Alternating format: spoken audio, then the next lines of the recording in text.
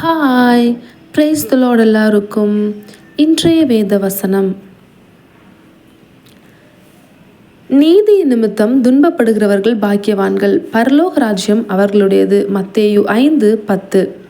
நீதியான காரியங்கள் நீங்கள் செய்கிறது நிமித்தமாக துன்பப்படுத்தப்படுகிறீர்களா? நீங்கள் தாங்க பாக்கியவான்.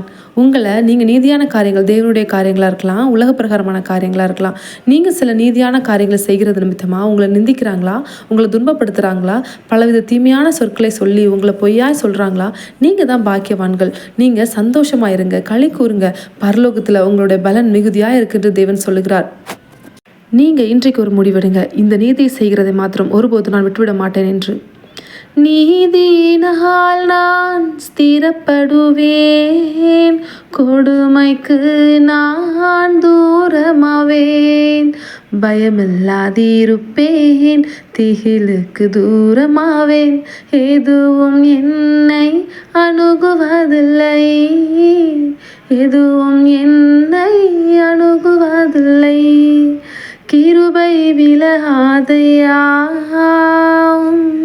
கிருபை விலகாதையா. நீதி செய்கிற உங்களுக்கு அவருடைய கிருபை உங்கள் மேலிருந்து என்றைக்குமே விலகாதுங்க. ஸோ நீங்கள் நீதி செய்கிறது மாத்திரம் விட்டு விடாதீங்க. தேங்க்யூ ஃபார் வாட்சிங். God bless you.